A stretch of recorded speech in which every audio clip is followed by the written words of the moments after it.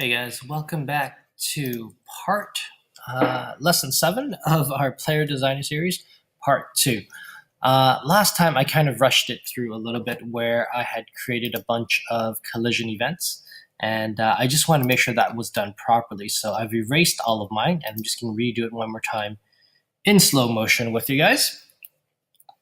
So you'll need to click on Add Event, Collisions, and we're going to choose Member of a Group. And we're going to create 2 of these. And I'm going to rename this to Touch Tile. And I'm going to rename this one to Touch Enemy. And you'll want to make sure that you choose yourself in both of them. And of course, for the first one, when it touches a tile. And the second one, when it touches an enemy. Right, in both of these cases, we're just going to remove the bullet. So we're going to choose Kill Self for both of these. And there's one more thing I'm going to check where while I'm here is you will want to make sure that Stencyl by default loves to have everything under the grouping of actors. And so you will need to either create your own type. And so because this is a player bullet, I've created a type for my group for player bullets. And I've told the game that player bullets, again, these groupings, a better name for this is probably just called game rules. If the game rules don't allow the player bullet to collide with tiles or enemies, then no matter what code you write, it won't be allowed. The game won't allow it to happen. So you need to make sure that you have the code working and you set the rules up properly under groupings, which is why we always come back to checking this when we're trying to get things interacting with each other.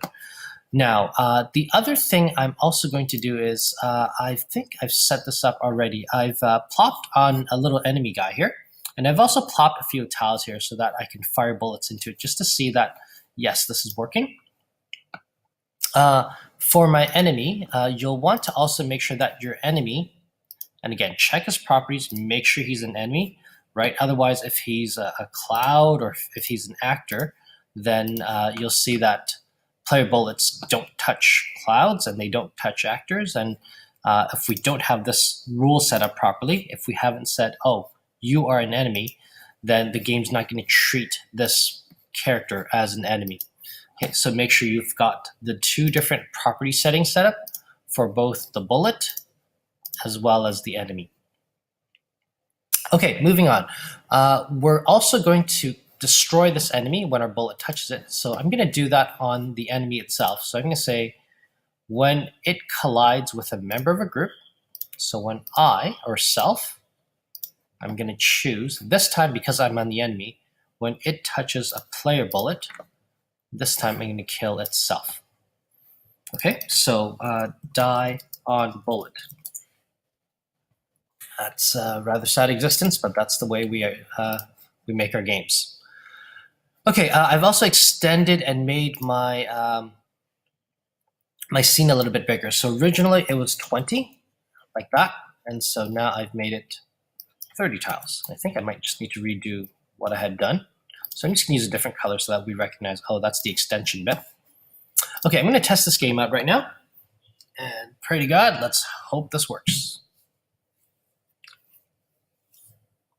Oh, there is one other thing that maybe I will mention. You will normally have done this in the very early tutorials, but I think this is not going to work here. And I will have an idea why. Okay, so I'm going to fire some bullets. That's looking pretty good. Okay, so the bullets are dying on the tiles.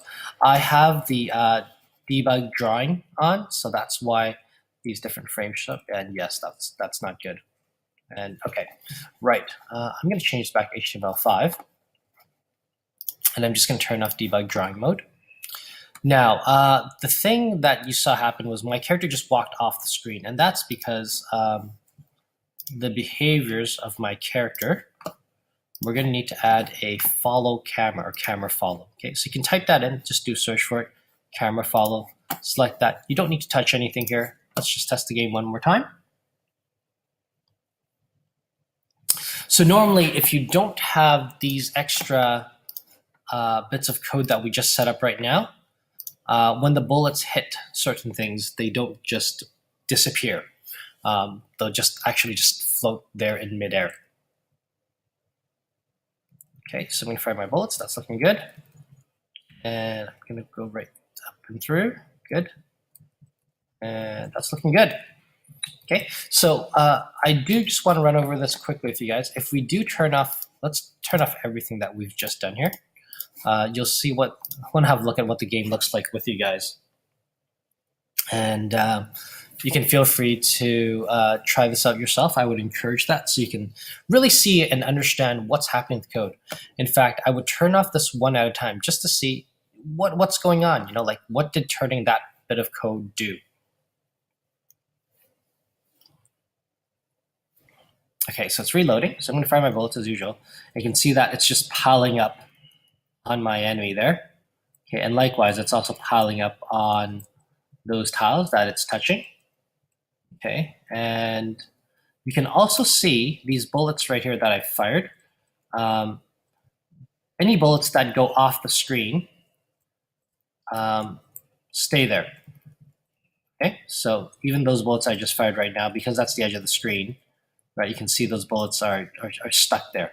Okay, and obviously that's something that we don't want. And that's about it. I will post up, hopefully eventually, a follow-up third part of this tutorial where we look at animating our character so that it looks like he's firing the bullets.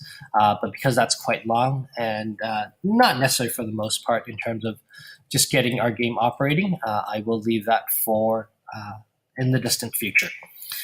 Okay, thank you guys for watching. We'll see you guys in the future.